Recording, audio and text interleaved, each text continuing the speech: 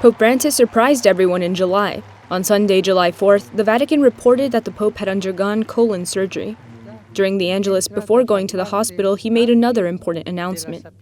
E sono lieto di annunciare che dal 12 al 15 settembre prossimo, a Dio piacendo, mi recherò in Slovacchia per fare una visita pastorale.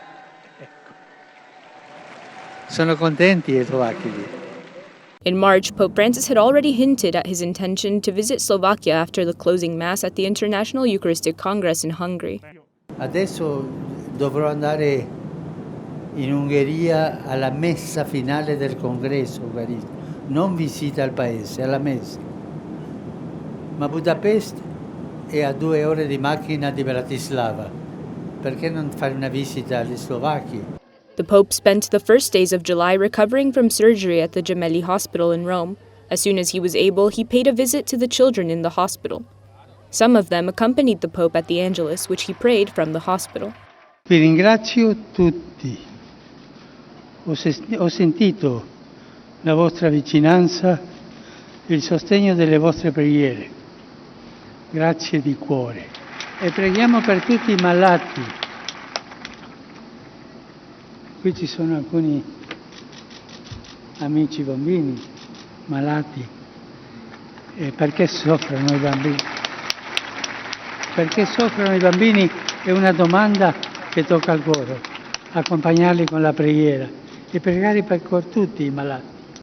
Pope Francis spent 11 days at the hospital. He was discharged on July 14th. His first stop before returning to the Vatican was the Basilica of St. Mary Major, where he prayed before the patroness of Rome, the Salus Populi Romani.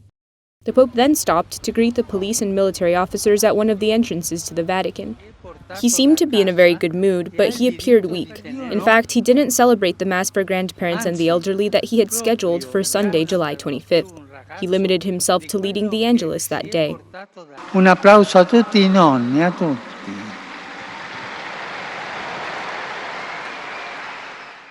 The month of July ended with another step toward transparency.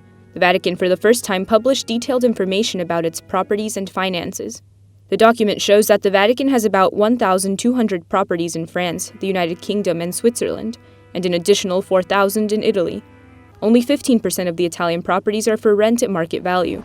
The rest are rented out at a favorable price, and 40% of these are hospitals, schools, and convents. The report also showed a financial loss of about $77.4 million in 2020, in part because the pandemic forced the Vatican museums to close. Pope Francis also limited the use of the Tridentine Mass. Now the bishop must give permission to use this rite, and it cannot be celebrated in parishes. To close the month of July was a trial at the Vatican. July 27th was the first hearing for Secretariat of State employees and Vatican advisors for possible crimes of corruption. Among the accused was Cardinal Angelo Becciu, who was the third highest-ranked person at the Vatican from 2011 to 2018.